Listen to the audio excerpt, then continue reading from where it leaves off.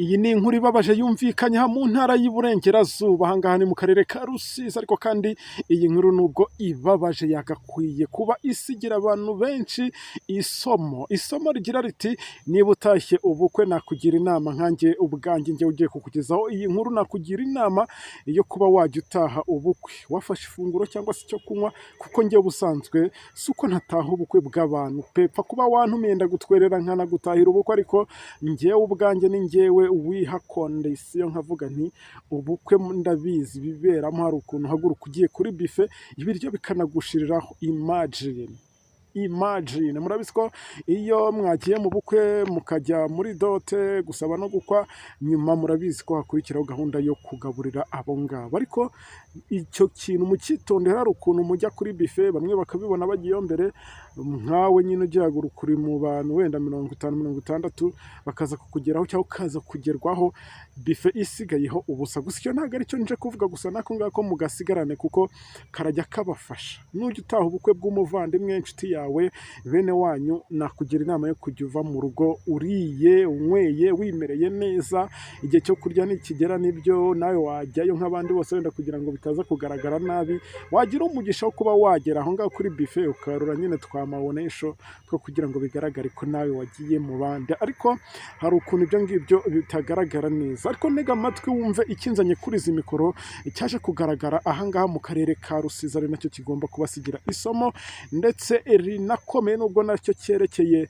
mu bantu bataha ubukwe. Ubwo ngiye kuvuga mu byo kurya n'ibyo kunywa byaje kuba bigaragura abangaba hafi nabo twagiye tubona ko bigaragara ko banahatakarije ubuzima. Tekereza abantu barenga 200, abantu hafi 200 abari kutubwira abantu bagera mu 127, ariko twebwe twagiye twigira ku bigo nderabuzima aha ngaha, cyane cyane iki kigo nderabuzima cya Bweyeye abantu benshi bahari.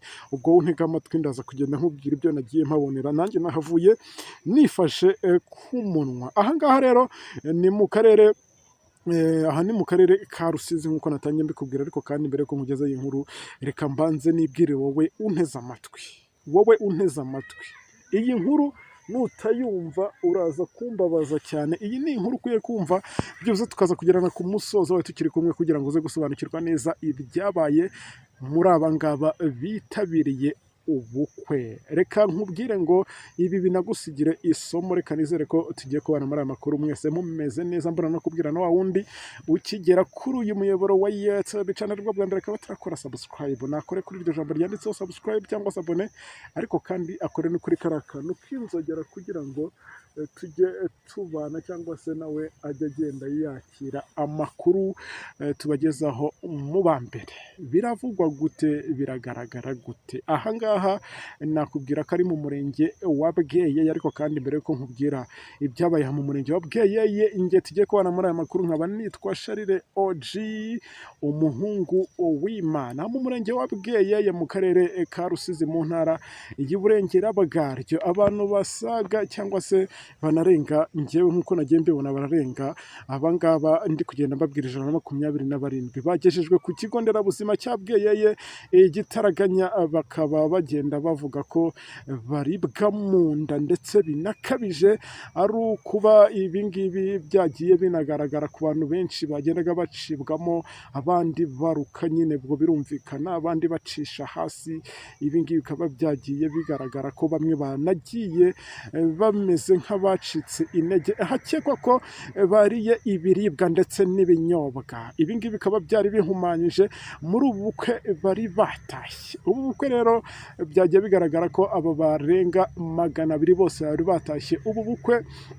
Bigaragara ko abangaba, ubwo ndi kukubwira aba bagiye bagaragaraho cyangwa se bagiye bahura n'iyi kese yo kugenda baribwa mu nda, bikaza kugenda bibagiraho ingaruka zitari nziza. Ubwo ndakubwira ko aba bari batashye ubukwe bw'uyu nguyu witwa Kajeguhakwa Felicien. Ubwo reka nizere ko abatuye aha ngaha muri uyu murenge wa Bweyeye byibuza mwatangiye kumenya uyu nguyu ndetse n'ibyagiye biba mu bukwe bwe. ariko kandi ntabwo twamutera amabuye, ibi biba byakozwe na ba bandi nyine banga ibyiza cyangwa ibirori by'umuntu, ba bandi biyangira cyangwa se badakunda abameze neza habe na gato. Uyu nguyu kaje guhakwa Felicien rero yateguye ubukwe bwe nk'ibisanzwe. Murabizi iyo umuntu yitegura ubukwe aba yapanze ibintu bizagaragara mu bukwe kugira ngo ba bantu bose bazabwisangemo. Abaturage babandi nyine basanzwe, tutavuga ngo baraciriritse, babandi basanzwe, ariko kandi haba hari n'abandi b'abasirimu babiri gufata agacupa gapfundikiye cyangwa se agafanta, reka tuvuge agafanta. Abaturage rero utabahaye ikigage cyangwa se urwagwa, agashera, ntago bumva ko batashye ubukwe, nta nubwo bakubyinira. Gusa kandi uyu Felicien cyangwa se Felicien, uyu nguyu kaje guhakwa, akaba atuye muri uyu mudugudu wa Rwamisave, aha ni mu kagari ka Nyamuzi. Ubwo abantu benshi batuye muri uyu murenge wa Bweyeye barahazi neza aho ibi bintu byaje kuba bibera, ndetse bikaza no kugenda bituma abantu benshi bavuga bati ntago tuzongera gutaha ubukwe. Ibyo tuboneye aha ngaha kwa kaje guhakwa biduhaye isomo rikomeye. Bakomeje rero banagenda batuganiriza, ubwo n'abagiye barokoka ibi ngibi cyangwa se bamwe mu baba bagiye bataha ntibite ku byo kunywa n'ibyo kunywa, akavuga ati ngiye reka nkutahire ubukwe, iminota iyi n'iyi saha iyi n'iyi ndaza guhita nicomokera nigire mu zindi gahunda zanjye kuba nakugereye mu bukwe. Gusa batashye ubwo bukwe bahawe amafunguro nyine n'ibyo kunywa nk'uko nagiye mbikubwira, birimo umutobe ndetse n'umusururu. Ubwo murumva aho byagiye bipfira, nta muntu uzakurogera byeri, nta muntu uzakurogera fanta. Ahenshi nagiye mbona bipfira mu bigage, mu mitobe n'iyi misururu n'inzagwa. Ubwo ngira ngo uri kugenda unabyibonera ko ibyo nibyo nagiye nganirizwa na bamwe mu baturage barokotse ibi ngibi.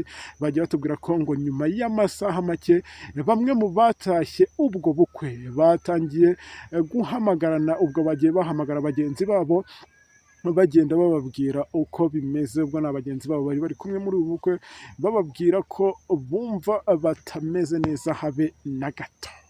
Umwe ahamagaye mugenzi we ati nanjye ndumva byanze, n'undi ati nanjye ndumva byanze. Gusa bukeye bwaho, ubwo bivuze ngo nyine ibi byabaye ku munsi w'ejo. Bukeye bwaho rero umubare w'abatashye ubwo bukwe w'abatameze neza wakomeje kwiyongera, biba ngombwa ko ibitaro bya Gihundwe byohereza ku kigo nderabuzima cya Bweyeye amatsinda abiri y'ibyo bitaro bya Gihundwe, agizwe n'abadogiteri babiri, abaforomo bane, nabo muri laboratwari babiri, ngo bunganire abaforomo bo muri icyo kigo nderabuzima cya Bweyeye kugira ngo bite kuri abo bantu batari bameze neza habe na gato.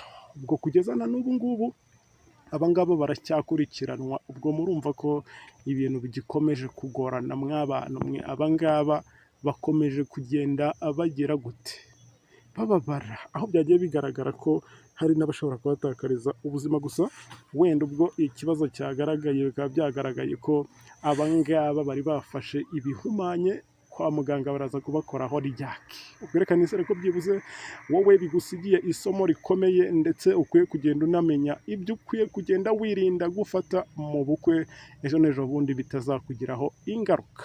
Reka ngushimire. Aha ngaha narindi ni mu karere ka Rusizi, mu murenge wa Bweyeye. Wakoze kuntega amatwi, wakoze kandi Imana iguhe umugisha. Njye twari turi kumwe kuri izi mikoro, nitwa Charles OG, umuhungu w'Imana. Asante sana.